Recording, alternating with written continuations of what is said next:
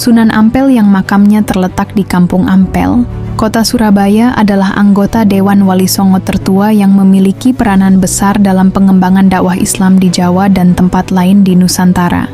Dalam historiografi lokal dituturkan bahwa Raden Rahmat datang ke Jawa bersama saudara tuanya yang bernama Ali Musada atau Ali Murtado dan saudara sepupunya yang bernama Raden Burereh atau Hurairah.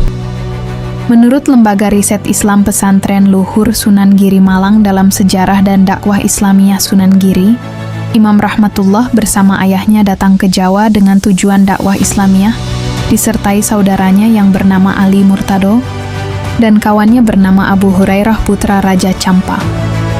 Mereka mendarat di Tuban. Setelah tinggal di Tuban, beberapa lama sampai ayahandanya wafat, Imam Rahmatullah berangkat ke Majapahit, menemui bibinya yang dikawin Raja Majapahit yang masih beragama Buddha. Sementara itu, menurut Jajadiningrat dalam Sejarah Banten, dikisahkan bahwa Raden Rahmat ketika dewasa mendengar tentang peperangan di Jawa. Dengan 3 orang pandita muda atau ulama muda lainnya, Burereh, Syekh Salim, dan saudaranya yang tak disebut namanya, Raden Rahmat berangkat ke Jawa. Setelah keempat orang tadi berangkat ke Jawa, Campa diruntuhkan oleh seorang kafir dari Sanggora. Kedatangan Sunan Ampel ke Majapahit diperkirakan terjadi awal dasawarsa keempat abad ke-15, yakni saat Arya Damar sudah menjadi Adipati Palembang, sebagaimana riwayat yang menyatakan bahwa sebelum ke Jawa, Raden Rahmat telah singgah ke Palembang. Menurut Thomas Arnold dalam The Preaching of Islam, Raden Rahmat sewaktu di Palembang menjadi tamu Arya Damar selama 2 bulan, dan dia berusaha memperkenalkan Islam kepada Raja Muda Palembang itu.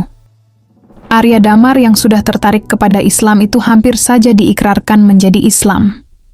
Namun, karena tidak berani menanggung risiko menghadapi tindakan rakyatnya yang masih terikat pada kepercayaan lama, ia tidak menyatakan keislamannya di hadapan umum. Menurut cerita setempat, setelah memeluk Islam, Arya Damar memakai nama Aryo Abdillah. Keterangan dari Hikayat Hasanuddin yang dikupas oleh J. Edel menjelaskan bahwa pada waktu kerajaan Campa ditaklukkan oleh Raja Kochi, Raden Rahmat sudah bermukim di Jawa. Itu berarti Raden Rahmat ketika datang ke Jawa sebelum tahun 1446 Masehi, yakni pada tahun jatuhnya Campa akibat serbuan Vietnam. Hal itu sejalan dengan sumber dari Serat Walisana yang menyatakan bahwa Prabu Brawijaya, Raja Majapahit mencegah Raden Rahmat kembali ke Campa karena Campa sudah rusak akibat kalah perang dengan kerajaan Kochi. Penempatan Raden Rahmat di Surabaya dan saudaranya di Gresik tampaknya memiliki kaitan erat dengan suasana politik di Campa, sehingga 2 bersaudara tersebut ditempatkan di Surabaya dan Gresik dan dinikahkan dengan perempuan setempat. Babat Ngampel Denta menuturkan bahwa pengangkatan resmi Raden Rahmat sebagai imam di Surabaya dengan gelar Sunan dan kedudukan wali di Ngampel Denta dilakukan oleh Raja Majapahit. Dengan demikian, Raden Rahmat lebih dikenal dengan sebutan Sunan Ngampel. Menurut sumber legenda Islam yang dicatat De Graaf dan Pigaut dalam kerajaan-kerajaan Islam di Jawa, peralihan dari Majapahit ke Mataram, Raden Rahmat diangkat menjadi Imam Masjid Surabaya oleh pejabat pecat tanda di Terung bernama Arya Sena. Penempatan Raden Rahmat di Surabaya, selain dilakukan secara resmi oleh pecat tanda di Terung, juga disertai oleh keluarga-keluarga yang dipercayakan kerajaan Majapahit untuk dipimpinnya. Menurut Lembaga Riset Islam Pesantren Luhur Sunan Giri Malang, karena hubungan baik dengan Raja Majapahit, Raden Rahmat diberi izin tinggal di Ampel disertai keluarga-keluarga yang diserahkan oleh Raja Majapahit. Dalam perjalanan menuju Ampel, dikisahkan Raden Rahmat melewati daerah Pari, Krian, Wonokromo, dan Kembang Kuning yang berupa hutan. Di tempat itu, Raden Rahmat bertemu dengan Ki Wiryo Saroyo, menurut sumber lain Ki Wirajaya, yang dikenal sebagai Ki Bang Kuning, yang kemudian menjadi pengikut Raden Rahmat. Sementara menurut Babat Tanah Jawi, Sewaktu tinggal di kediaman Ki Bangkuning, Raden Rahmat menikah dengan putri Ki Bangkuning yang bernama Mas Karimah. Dari pernikahan itu lahir 2 orang putri, Mas Murtosyah dan Mas Murtosimah. Selama tinggal di kediaman Ki Bangkuning, Raden Rahmat dikisahkan membangun masjid dan menyebarkan dakwah Islam kepada masyarakat sekitar. Demikianlah, Ki Bangkuning yang menjadi mertua Raden Rahmat itu ikut serta mengembangkan dakwah Islam di sekitar kediamannya, terutama melalui masjid yang dibangun menantunya. Oleh karena Ki Bangkuning memiliki putri bernama Mas Karimah, maka ia dikenal juga dengan sebutan Mbah Karimah, bermakna bapaknya si Karimah. Dengan nama itu, ia lebih dikenal masyarakat sekitar sebagai sesepuh desa, sehingga saat wafat makamnya dijadikan peziarahan oleh umat Islam. Menurut Serat Wali Sana, Raja Majapahit tidak langsung mengangkat Raden Rahmat di Ampel Denta, melainkan menyerahkannya kepada Adipati Surabaya, bawahan Majapahit bernama Arya Lembusura, yang beragama Islam. Arya Lembusura dikisahkan menempatkan Raden Santri Ali menjadi imam di Gresik dengan gelar Raja Pendita Agung dengan nama Ali Murtado. Setelah itu, Arya Lembusura menempatkan Raden Rahmat sebagai imam di Surabaya, berkediaman di Ampel Denta dengan gelar Sunan Ampel Denta dengan nama Pangeran Katib. Bahkan, dikisahkan Raden Rahmat menikah dengan Nyai Ageng Manila, putri Arya Teja dari Tuban. Menurut sejarah dalam, Arya Teja dari Tuban menikahi putri Arya Lembusura dan menurunkan bupati-bupati Tuban. Itu berarti, Nyai Ageng Manila yang dinikahi Raden Rahmat itu adalah cucu perempuan Arya Lembusura. Oleh karena terhitung cucu menantu Arya Lembusura, maka pada saat Arya Lembusura mangkat, Raden Rahmat menggantikan kedudukannya sebagai penguasa Surabaya, sebagaimana dikisahkan sumber-sumber tertulis seperti Sejarah Regen Surabaya, yang mencatat bahwa Raden Rahmat adalah bupati pertama Surabaya. Sebagaimana dicatat dalam historiografi dan cerita-cerita legenda Jawa, tokoh Raden Rahmat yang masyhur disebut Sunan Ampel berasal dari negeri Campa. Sebab itu, jejak-jejak tradisi keagamaan Campa Muslim sampai saat ini terlihat pada tradisi keagamaan yang dijalankan masyarakat Muslim tradisional di pesisir utara Jawa yang menjadi wilayah dakwah Sunan Ampel. Seperti sudah disinggung di muka bahwa dalam tradisi keagamaannya, orang-orang Majapahit mengenal upacara peringatan terhadap orang mati yang disebut srada, yakni upacara meruat arwah yang dilakukan 12 tahun setelah kematian seseorang. Setelah kedatangan para penyebar Islam Campa yang dipelopori Sunan Ampel, penduduk Majapahit mulai mengenal tradisi keagamaan kenduri dan memperingati kematian seseorang pada hari ke-3, ke-7, ke-40, ke-100, dan ke-1000, yang jelas-jelas merupakan tradisi keagamaan yang dibawa kaum Muslim Campa. Dalam buku Kerajaan Campa terbitan Eveo disebutkan bahwa orang-orang Campa Muslim memiliki kebiasaan memperingati kematian seseorang pada hari ke-3, ke-7, ke-10, ke-30, ke-40, ke-100, dan ke-1000.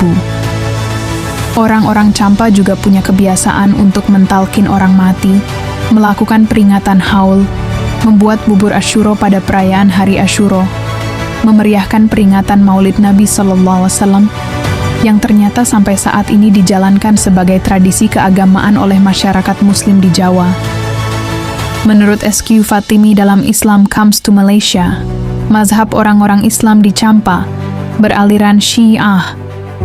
Namun, bagian terbesar orang-orang Islam Campa sudah kehilangan orientasi dan mengalami diskontinuitas sejarah, sehingga tidak mengetahui lagi secara benar jika Islam yang mereka jalankan adalah Islam pengaruh Syiah, terutama Syiah Zaidiyah. Bertolak dari fakta sosiokultural religius pada masyarakat Jawa pasca Majapahit, Sunyoto dalam sejarah perjuangan Sunan Ampel. Taktik dan strategi dakwah Islam di Jawa abad 4-15 menyimpulkan bahwa upacara peringatan orang mati pada hari ke-3, ke-7, ke-40, ke-100, dan ke-1000 termasuk tradisi haul, talqin, adalah tradisi khas Champa yang jelas-jelas terpengaruh paham Syiah Zaidiyah. Demikian juga dengan perayaan 1 dan 10 Syuro dengan penanda bubur Syuro, tradisi Rebo Wekasan atau Arba'ah akhir di bulan Safar, tradisi Nisfu Sya'ban, paham Wahdatul Wujud, larangan menyelenggarakan hajat menikahkan keluarga, mengkhitankan anak, dan pindah rumah pada bulan Syuro. Pembacaan kasidah-kasidah yang memuji Nabi Muhammad SAW dan Ahlul Bait. Siiran pepujian yang ditujukan kepada Ali bin Abi Thalib dan keturunannya, dan wirid-wirid yang diamalkan kalangan Muslim tradisional di Jawa adalah hasil pengaruh tradisi keagamaan Champa. Bahkan, istilah kenduri pun jelas menunjuk kepada pengaruh Syiah, karena istilah itu dipungut dari bahasa Persia. Kanduri, yakni upacara makan-makan di Persia untuk memperingati Fatimah Az-Zahroh, putri Nabi Muhammad. Pengaruh dakwah Islam Sunan Ampel, beserta putra, saudara, menantu, kemenakan, kerabat, dan murid-muridnya yang tersebar di berbagai tempat, tidak diragukan lagi telah memberikan kontribusi tidak kecil bagi terjadinya perubahan sosio-kultural religius pada masyarakat yang sebelumnya mengikuti adat dan tradisi keagamaan Majapahit yang terpengaruh Hindu-Buddha dan Kapitayan. Dalam kebiasaan hidup sehari-hari, misalnya, orang-orang Champa lazim memanggil ibunya dengan sebutan Mak, sedangkan orang-orang Majapahit menyebut ibu dengan sebutan Ina, Raina, atau Ibu. Di daerah Surabaya dan sekitarnya, tempat Sunan Ampel menjadi raja, penduduk memanggil ibunya dengan sebutan Mak. Kebiasaan memanggil Mak itu berlaku juga di daerah Mojokerto Jombang dan Kediri Nganjuk, yang kemungkinan disebarkan oleh Raden Abu Hurairah, sepupu Sunan Ampel yang tinggal di Wirasabha, Mojo Agung. Sebutan itu berkembang pula di sepanjang pantai utara Jawa yang kemungkinan disebarkan oleh Sunan Bonang, Sunan Derajat, Sunan Giri, Raden Patah, Sunan Kalijaga, Sunan Kudus, dan Sunan Gunung Jati yang merupakan putra, menantu, kemenakan, dan murid-murid Sunan Ampel. Bahkan, belakangan sebutan Mak lazim digunakan orang di kawasan pesisir utara Jawa hingga ke daerah Jawa Barat. Pengaruh kebiasaan Champa yang lain terlihat pula dalam cara orang memanggil kakaknya atau orang yang dianggap lebih tua. Orang-orang Champa lazim menggunakan sebutan Kak atau Kang, sedangkan orang-orang Majapahit memanggil kakaknya dengan sebutan Raka. Orang-orang Champa memanggil adiknya dengan sebutan Adhi, sedangkan orang-orang Majapahit memanggil adik dengan sebutan Rai. Orang-orang Champa menyebut anak laki-laki kecil dengan sebutan Kacoa atau Kacong, sedangkan orang Majapahit menyebutnya Rare. Dari satu sisi ini saja, sudah bisa kita ketahui seberapa jauh pengaruh tradisi keagamaan dan sistem sosial Champa Muslim terhadap perubahan sosio-kultural religius di wilayah Majapahit yang disebarkan selama era Wali Songo, yang dimotori Sunan Ampel. Pengaruh Champa Muslim tampak juga mempengaruhi ranah kepercayaan masyarakat Jawa terhadap alam gaib dan takhayul. Menurut Sediawati dalam pengarcaan Ganesha Masa Kediri dan Singhasari, kepercayaan orang-orang Majapahit terhadap makhluk-makhluk halus meliputi kepercayaan kepada adanya makhluk-makhluk setengah dewa seperti yaksha, raksasa, pisaca, pretasura, gandarwa, bhuta, khinara, widyadara, mahakala, nandiswara, caturasra, rahyang tarumuhun, sirang basaring wanua, sang mangdian kahyangan, dan sang magawai kadaton. Sementara itu, orang-orang Champa mempercayai berbagai jenis makhluk halus seperti gandarwa, kelong wewe, kuntilanak, pocong, tuyul, kalap, siluman, jin Islam, hantu penunggu pohon, arwah penasaran, dan berbagai takhayul yang dalam bahasa Kawi disebut geguan tuhuan, yang bermakna sesuatu yang bersandar pada kicauan burung, alias omong kosong. Orang-orang Champa juga percaya terhadap hitungan suara tokek. Tabu mengambil padi di lumbung pada siang hari, menyebut harimau dengan sebutan yang atau ong, yang bermakna kakek, dan sebagainya. Dan, fakta sejarah kemudian menunjuk bahwa kepercayaan Champa itulah yang kemudian menjadi arus utama dari sistem kepercayaan penduduk Muslim Jawa pasca Majapahit terhadap takhayul sampai saat ini. Islam yang berkembang di Jawa karena perjuangan dakwah Sunan Ampel dan para penyebar Islam abad ke-15 dan ke-16 adalah Islam yang unik. Sebab, ia merupakan akulturasi dan asimilasi dari aspek budaya pra.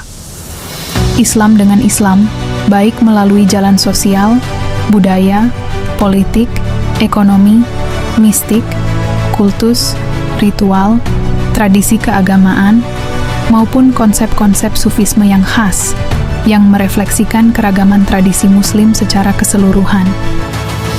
Dalam konteks akulturasi dan asimilasi itulah, pengaruh tradisi keagamaan Muslim Champa menjadi sangat dominan dalam mewakili unsur sosio-kultural religius dibanding pengaruh tradisi keagamaan Muslim dari tempat lain.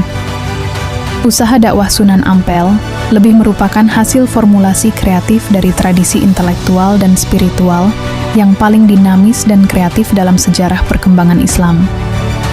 Hasilnya, semangat dakwah yang terbentuk mampu mempertahankan anasir-anasir lama kapitayan di satu pihak dan melakukan penetrasi sosio-kultural religius terhadap masyarakat Hindu-Buddha secara kreatif di pihak lain. Dengan memasukkan tradisi keagamaan Muslim Champa melalui pendekatan Sufi SMI yang dengan cepat diterima dan diserap oleh masyarakat Jawa. Sekalipun pada usia senjanya Sunan Ampel sudah menjadi tokoh yang sangat dihormati oleh masyarakat sebagai sesepuh Wali Songo, namun tidak ada keseragaman yang mencatat kapan tokoh asal Champa itu meninggal dunia. Babad Ing Gresik menetapkan wafat Sunan Ampel dengan candra sengakala berbunyi, Ngulama Ngampel Lena Masjid, yang selain mengandung makna ulama Ampel wafat di masjid, juga mengandung nilai angka 1401. Saka yang jika dikonversi ke tahun Masehi adalah tahun 1479 Masehi. Padahal Serat Kanda mencatat Sunan Ampel wafat dengan candra sengakala. Awak Kali Guna Iku, yang mengandung nilai angka tahun 1328 Saka yang sama dengan tahun 1406 Masehi. Sementara itu, dalam historiografi lain tidak tercantum sama sekali tahun meninggal Sunan Ampel. Meski tidak ada kepastian kapan tepatnya Sunan Ampel meninggal, namun makamnya yang terletak di samping Masjid Agung Ampel dijadikan pusat peziarahan umat Islam di seluruh Nusantara.